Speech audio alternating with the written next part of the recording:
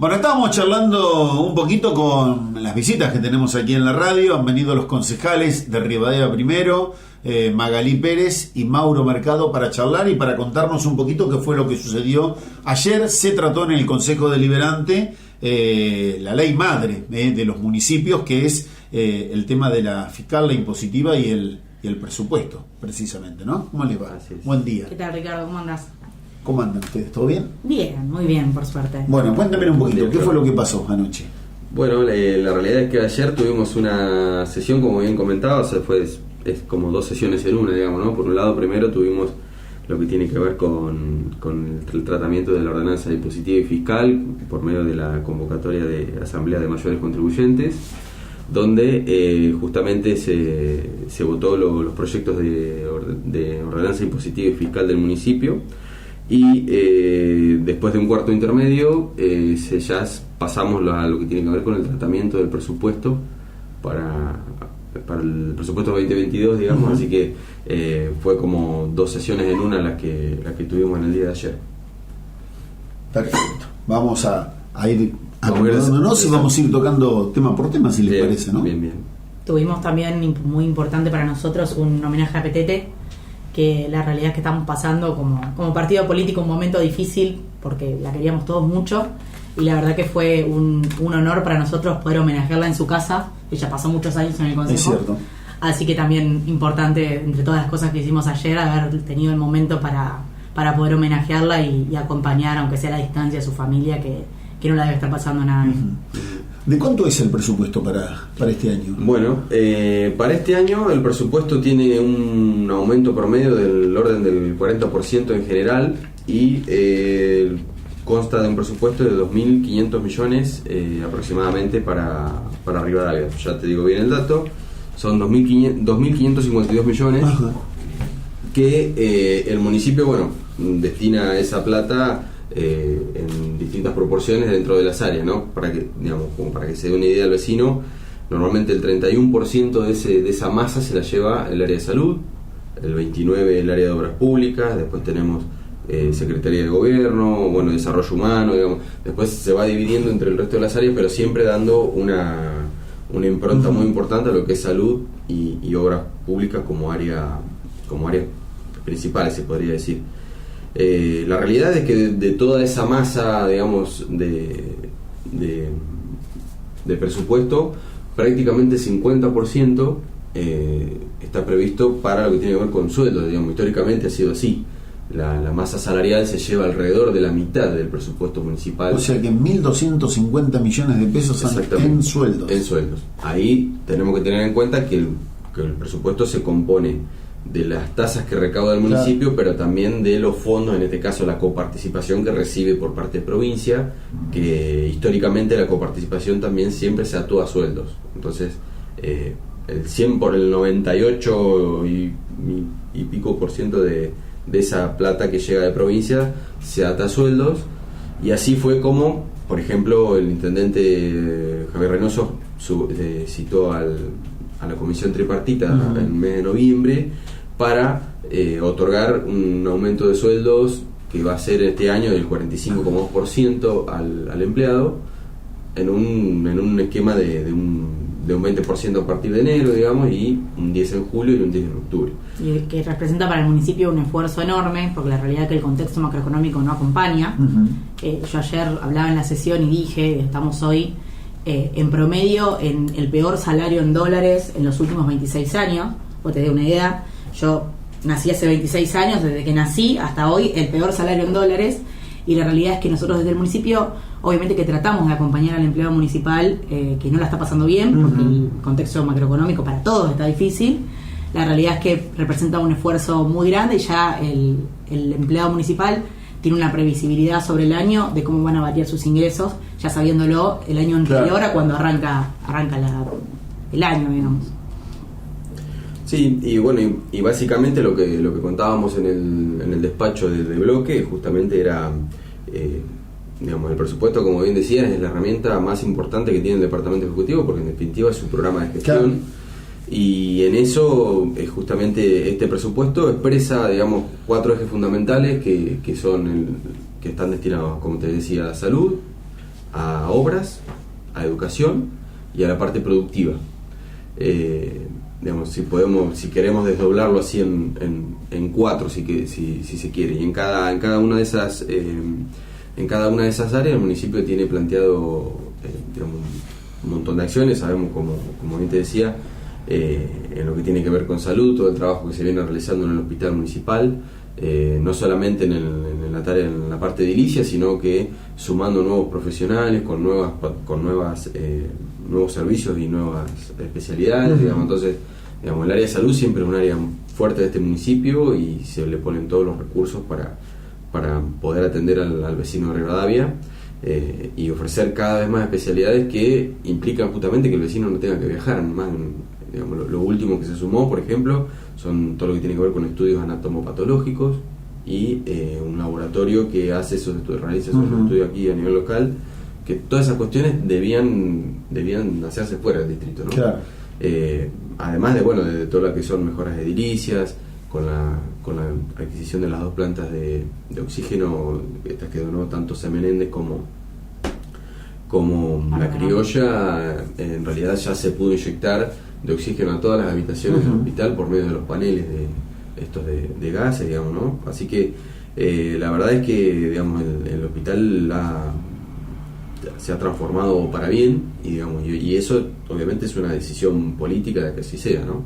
Entonces, digamos, el área de salud es un área más que fundamental. Y también teniendo en cuenta que obviamente el hospital es el único efector de salud de todo el distrito, y que todos en algún momento pasamos por ahí, entonces es importante tenerlo en condiciones. Pero creo que la comunidad reconoce, ¿no? Lo bien que está el hospital, ediliciamente, en totalmente, cuanto a equipamiento tiene que ver y demás. Por ahí puede fallar algo en el tema atención, que siempre hay alguna crítica, siempre, pero digo, tenemos que sentirnos orgullosos de con lo edilicio y también con la formación técnica de los profesionales. Hace años que llevamos la tecnicatura en enfermería adelante, y hoy cualquier persona que te atiende en el hospital, sea en la recepción de la guardia o la mayoría son enfermeros, técnicos, y hay licenciados en enfermería también, con lo cual eso le da una calidad al hospital que es muy importante para destacar, obviamente. Está bien. Después, otro de los ejes importantes que tiene este presupuesto, digamos, en sus cálculos, tiene que ver con lo que tiene que ver con vivienda también, digamos, es un eje de trabajo que también se viene desarrollando. En lo particular, da la casualidad que tanto Magali como yo ocupamos la Secretaría de Gobierno y sabemos que el trabajo que se realiza con viviendas es un trabajo que viene de hace largo tiempo, con muy buenos resultados, por suerte, digamos, y con programas exitosos como el programa Hogar, que ha ido facilitando el acceso a la tierra básicamente a los vecinos. Y este año en particular, además de un monto de 15 millones que está previsto en el presupuesto para abocarlo al programa de vivienda, se sumó una afectación de fondos que realizó el municipio con los fondos que tenía de libre disponibilidad, haciendo colocación financiera. Fue generando y engrosando un fondo que a final de año terminó siendo de 31 millones de pesos, que también se abocó al programa de vivienda. Es decir, este año la MUNI destina 46 millones de pesos al programa Hogar para equipar todo lo que tiene que ver con el nuevo loteo que se está realizando, conocida como la Quinta de... Y que la verdad, contar con esos 31 millones de pesos extra, producto de una buena administración financiera, es muy importante para nuestros vecinos, para que todos puedan acceder, pese a la situación macroeconómica que estamos viviendo, que es pésima, que puedan acceder a una vivienda. Para ellos y para nosotros es recontra importante. Está. En una nota que enviaron desde el bloque del Frente de Todos, hacen un análisis de lo que ha sido precisamente la votación y explican por qué votaron en contra. ¿Hubo mucho debate? Qué bueno que lo expliquen en los medios, porque ayer no los escuchamos. La verdad que sinceramente hablamos nosotros, dijimos lo que nos parecía, y es lamentable que no tengamos el debate donde corresponde, que es el recinto del Consejo Deliberante. Sí, la realidad es que, digamos, ya se vienen dando en muchas sesiones donde la oposición no habla, o sea, básicamente lee su despacho y después no se da el lugar para debate. Ayer justamente uno de los temas que se trataba era el tema de vivienda que veníamos hablando. Y es una oposición crítica de todos los programas de gestión del gobierno municipal, pero ayer le hacíamos ver justamente que la provincia tiene 0 presupuesto destinado a vivienda en el partido de Rivadavia, digamos. Podemos decir hasta que el distrito de Rivadavia está discriminado desde el punto de vista presupuestario por la provincia. Cuando podemos empezar a ver en los municipios alrededor que hay desde 200 millones para arriba en obra y en vivienda inclusive, Rivadavia tiene 0. O sea, entonces le exigen al municipio cuestiones que la provincia ni siquiera está presente, digamos, a nivel local, ¿no? Y esta cuestión no es menor, digamos. Provincialmente el municipio de Rivadavia tiene asignado 40 millones de pesos, de los cuales 30 están destinados a mejoras en un centro de salud que va a ser en el ciclo Sauces. Alrededor de 7 millones están destinados a obras de agua y cloaca, que entendemos que es para lo que tiene que ver con la obra de... Con los valores que se manejan en las obras de obra y cloaca, con 7 millones de pesos, nada. Como dijo ayer el concejal Inza, con suerte compramos un atmosférico. Solo el proyecto de Fortín está previsto en 400 millones, digamos, ¿no? Y hablar de 7 millones es como tirar zaraza, es muy poco. Y lo que más, hasta más en la nota de color, se da con un presupuesto que hay asignado de 3 millones de pesos para repavimentación de la ruta 70. A ver, quienes estamos en la gestión sabemos que, digamos, con 3 millones de pesos un presupuesto para mejora de una ¿hacer ruta, una cuadra con 3 millones de pesos? No, entonces ni siquiera se hace una cuadra, a eso vamos. Entonces, digamos, es un presupuesto que no existe, obviamente, ¿no? Y todavía se le exige al municipio cuestiones que la provincia ni siquiera, digamos, cumple. Siendo que cuando uno empieza a analizar los presupuestos de, por ejemplo, provinciales que están destinados a Tejedor, por ejemplo, a Casares, tienen todos de 50 viviendas para arriba, ¿no? Cada uno de esos municipios. Y además es importante que justo mencionás a Casares. Casares tiene algo en común con nosotros, que es que cuenta con un senador provincial. Para que tiene playa Casares y nosotros además, no. Bueno, ahí nosotros no tenemos, pero bueno, la realidad es que el presupuesto asignado a Casares, cuando se lo divide por habitante, el presupuesto en obras, llega a 23.000, casi 24.000 pesos por habitante.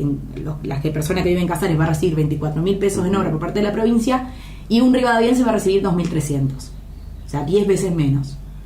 Eso representa un perjuicio enorme para los vecinos y no entendemos el por qué, digamos, si no se hicieron las gestiones necesarias o no se trabajó lo que se debería haber trabajado. ¿Cuántos habitantes tiene Casares? Casares tendrá 30.000, 40, no sé bien cuánto tiene. Lo hicimos por división de los habitantes de ellos, yo ahora no tengo los números, pero cuando hacíamos el número de la cantidad de presupuesto dividido de los habitantes de cada distrito... Pero el es mucho más grande que Rivadavia. No, es muy parecido. Es muy similar. Pero un habitante de Casares recibe 10 veces más de la provincia en obras que un habitante de Rivadavia. Eso para nosotros es una discriminación absoluta, porque no tenemos ningún justificativo, ni qué pasa, ni siquiera... Vuelvo a insistir de vuelta, tienen playa eso, nosotros... Bueno, claro, capaz que están, es la provincia está promocionando la temporada turística en Carlos Casares y no nos enteramos. 21.125 dio el último nosotros censo. Sí, nosotros ahí lo que hicimos, trabajamos con los números del Ministerio de Economía, la proyección que tiene hasta 2025, y a nosotros nos daba 17.000, casi 18.000 los habitantes que habría acá en Rivadavia. Entre nosotros creemos que son más, vamos a verlo este año con el censo, pero estimamos es en ese número que es el único oficial que existe hoy.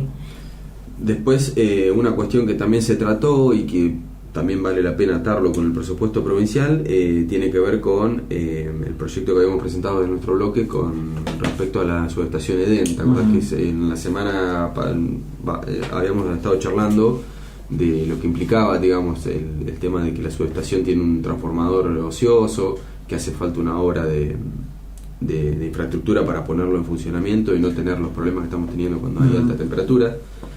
Y resulta que la provincia destina 60 millones de pesos en promedio a varios municipios para la construcción de las casas de la provincia. O sea, es decir, está destinando un montón de plata de los bonaerenses. La casa de la provincia, le decimos a la gente que son edificios donde funciona todo lo que tenga que ver con provincia de Buenos Aires, ARBA, IOMA, IPS. Bueno. Que eso va a implicar, digamos, en su momento nosotros presentamos un proyecto de resolución en el Consejo justamente, negándonos a esta cuestión, porque entendíamos que era inflar el gasto público de manera exorbitante, porque además de los gastos en edificios, lo que van a tener que hacer es generar nuevos puestos laborales y eso obviamente impacta en todo lo que tiene que ver con el gasto público, claro. ¿no? Entonces, y además otra cuestión también importante, que hoy no nos están pagando los alquileres de la oficina del centro cívico. Tal cual.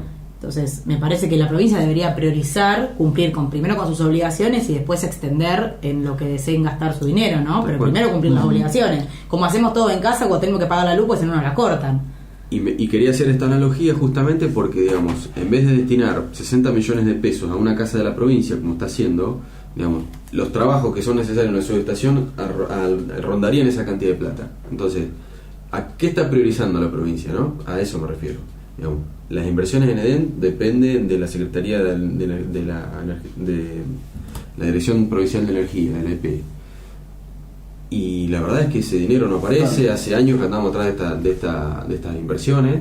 Entonces, creo que en eso la provincia debería focalizarse, ni hablar si vemos las últimas noticias donde existe la compra de un avión por parte del Ministerio de Seguridad.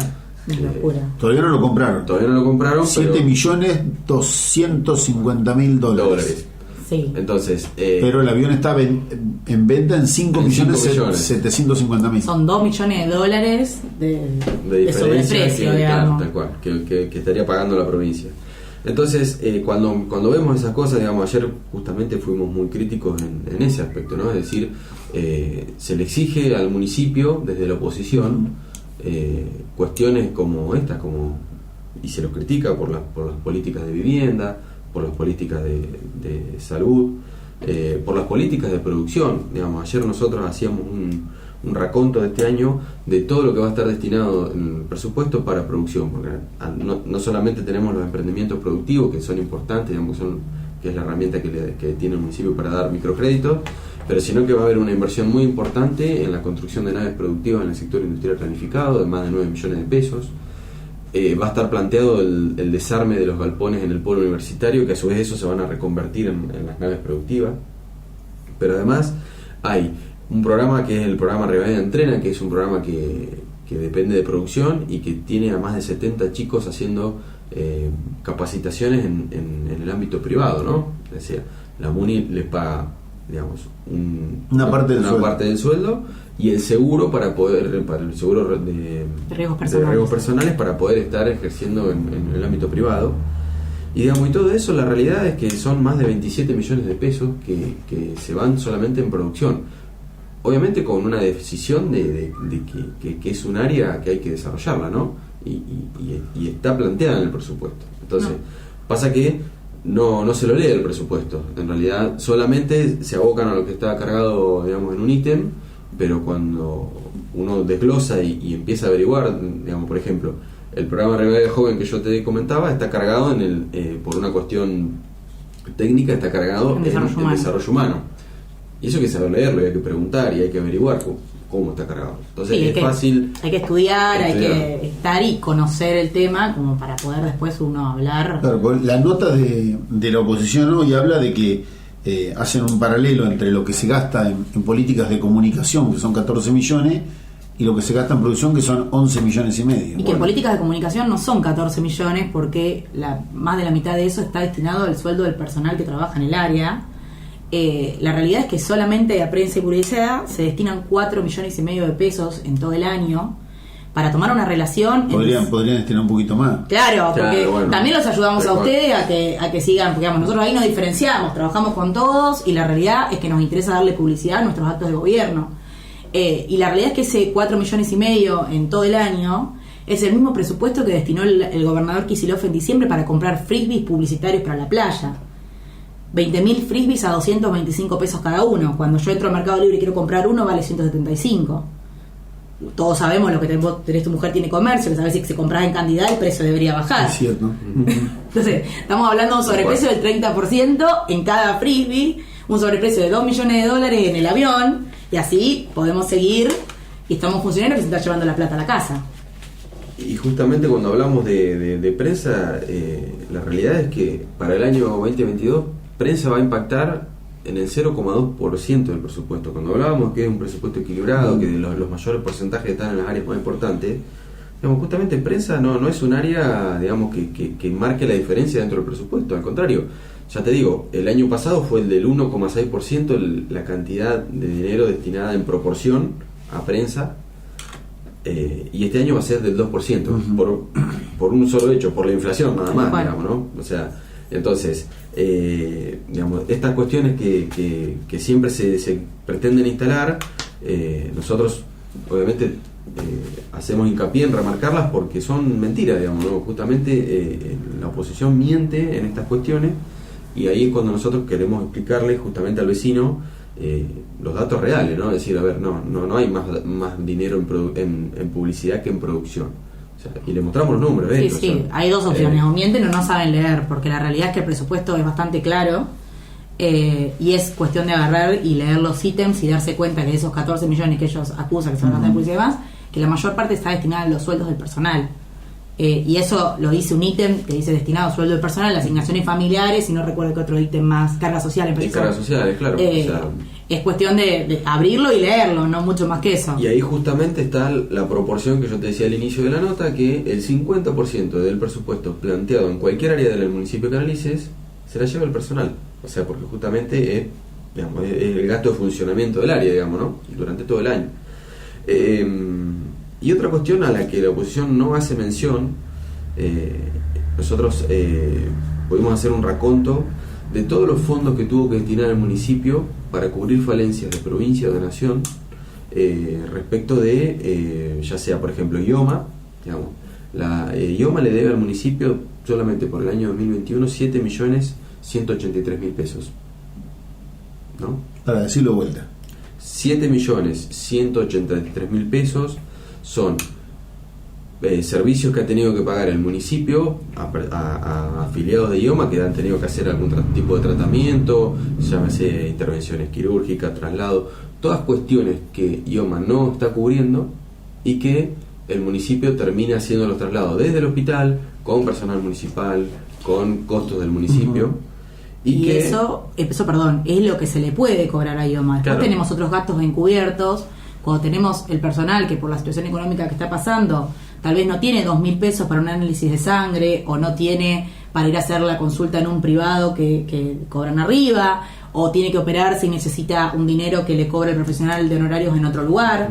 Todo ese dinero también sale de la municipalidad y nosotros no se lo podemos facturar a IOMA, pero sabemos que son los costos asociados a que una persona tiene una cobertura social que no le brinda la protección mínima necesaria. Eso también es un tema para plantear en los gastos que incurre el municipio. Otro tema importantísimo es lo que el IPS le debe al municipio, digamos, por los adelantos jubilatorios que está teniendo con su personal jubilado o pensionado, digamos, dependiente del municipio. Solamente IPS se llevó 19.600 millones de pesos. 19 millones, claro, perdón, 600.000 pesos. Para que nos entienda la gente, cuando una persona se jubila, la caja a la que aportan los empleados públicos provinciales o municipales es la caja del IPS. Cuando una persona se jubila, el municipio empieza a pagar un adelanto jubilatorio hasta que sale esa jubilación. Claro. El tema es que tenemos jubilaciones de mucho tiempo que no salieron y que todavía los jubilados están esperando poder cobrar, porque es el dinero que les corresponde, el dinero que aportaron y por el que trabajaron, y el IPS no está respondiendo. Y eso para nosotros es grave, porque nos genera un perjuicio al municipio, claro, y también un perjuicio al jubilado, porque no puede percibir sus saberes como corresponden. Bueno, esos son fondos que, por ejemplo, va poniendo el municipio a lo largo del año y que hasta acá, este momento, no han vuelto, digamos. Y encima, si vuelve, van a volver con una pauta, con una inflación del 50%. O sea, que decir, lo que puso en su momento el municipio lo va a recuperar, va a valer la mitad, claro, ¿no? Después, hay un programa especial de emergencia educativa donde el municipio puso 5.579.000 pesos. Esas son obras de provincia donde arranca la obra, se adjudican, vienen las empresas, después la provincia termina no pagando, y para que la obra se termine y para que los prestadores no se vayan, el municipio muchas veces termina adelantando esos fondos, y hoy, digamos, la provincia le debe, a través del programa especial de emergencia educativa, 5 millones de pesos al municipio. Lo mismo pasa con un programa de nación que es el Argentina Hace. Son 8 millones de pesos, 800.000 pesos, que son una obra de asfalto, que eso lo puso enteramente el municipio. Esto es con convenio firmado, con todo aprobado, ¿no? Pero hasta acá ese dinero no apareció.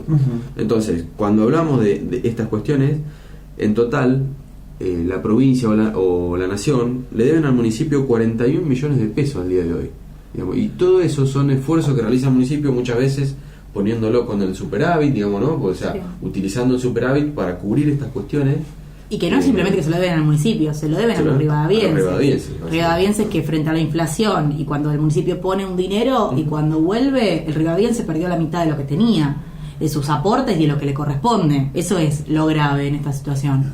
Y otro ejemplo que te puedo dar, que ayer presentábamos justamente, vamos a estar tratando un convenio con Vialidad Nacional la próxima semana, es desde que inició el corte de la ruta, aquí en la ruta 33, desde que se rompió el puente, digamos, el municipio puso alrededor de 14 millones de pesos entre el retrista, los choferes, camiones, recursos como combustible, escombros, piedra, horas hombre, digamos, ¿no? de todas las personas que estuvieron trabajando ahí. Y recién ahora vamos a lograr firmar un convenio con Vialidad para que esos fondos retornen a los rivadavienses. Pero quiero decir, si no fuera por la administración de este gobierno, el gobierno municipal me refiero, muchas de estas cosas estarían sin hacer, digamos, ¿no? Y ahí es cuando nosotros tratamos de hacer ver esto al vecino. Y bueno, obviamente tenemos un abandono total de parte de la provincia de Buenos Aires en lo que respecta a seguridad también. Nosotros nos hacemos cargo del combustible, de los barriles, de los móviles de la policía, hasta de darles papel higiénico porque no reciben ni fondos para eso. Entonces, hablan de los trabajadores y no defienden sus propios trabajadores, como los policías, que son trabajadores provinciales, que no les dan los recursos mínimos para estar cómodos en su lugar de trabajo y para poder tener combustible en el móvil para salir a patrullar y poder hacer su trabajo. Entonces es gravísima la situación que estamos viviendo con la provincia de Buenos Aires. Entonces, que nos vengan a decir a nosotros cuáles son las prioridades de nuestro gobierno cuando nosotros estamos haciendo y no tenemos una sola denuncia de corrupción y estamos transformando la vida de la gente todos los días, a mí la verdad me da vergüenza escucharlos cuando ellos no piensan en las prioridades del gobierno que defienden, ¿no? Y la realidad es que cuando hablamos de estas cuestiones surge esto, ¿no? Que digamos, cuando uno empieza a ver todos estos fondos que interviene el municipio, la realidad es que son falencias de provincia o de nación que termina cubriendo el municipio. Y bueno, y en eso, como te decía, realmente es importante que el vecino lo sepa, porque justamente este presupuesto, cuando uno ve los montos y puede decir, digamos qué cantidad de dinero al año está destinado, cuando uno empieza a desglosarlo, justamente claro, empiezan a aparecer todas estas cuestiones y el manejo responsable del municipio ha permitido estas cuestiones, ¿no? Destinar fondos que de otra manera, si esperamos fondos provinciales o lo que debería venir en tiempo y forma para que las obras se cumplan, no estarían, digamos, ¿no? Así que es una cuestión importante. Y respecto de lo de seguridad que comentaba Magalí, llegamos al extremo de crear una cuenta propia dentro del municipio que dice mantenimiento de policía, de dependencias de policía, porque justamente para poder tener unificado todo lo que el municipio invierte en seguridad, digamos, ¿no? O sea, no solamente en seguridad desde el punto de vista preventivo a través de guardia urbana, del centro de monitoreo y de todos los trabajos que se realizan a nivel local, sino que fondos de los rivadavienses que se van a mantener los vehículos de policía, combustible, 1.500 litros de combustible por mes ponemos para la policía. O sea, estamos hablando de números grandes. Nosotros nada más en el segundo semestre del año pasado, que lo que te puedo hablar yo, pues estaba en Secretaría de Gobierno y mi relación, gastamos 2.700.000 pesos en 6 meses destinados a la policía. Que la realidad no es una competencia municipal, pero lo hacemos porque entendemos que la seguridad de nuestros vecinos es prioritaria y que si nosotros no colaboramos con la policía, que ellos también colaboran con nosotros y con nuestros vecinos a la hora de trabajar, si no colaboramos nosotros, ellos no tienen capacidad operativa. Claro, tal cual. Es un abandono total. Chicos, y hubo una presentación con respecto a lo sucedido el fin de semana con el tema del temporal. Sí, no se trató en esta sesión, pudimos ver. La realidad es que es un tema que nos excede en lo natural. Si bien ellos piden un informe en relación a cómo se hicieron los informes de autoridad del agua y demás, que eso, aptitud hídrica, claro, todos los terrenos están aprobados.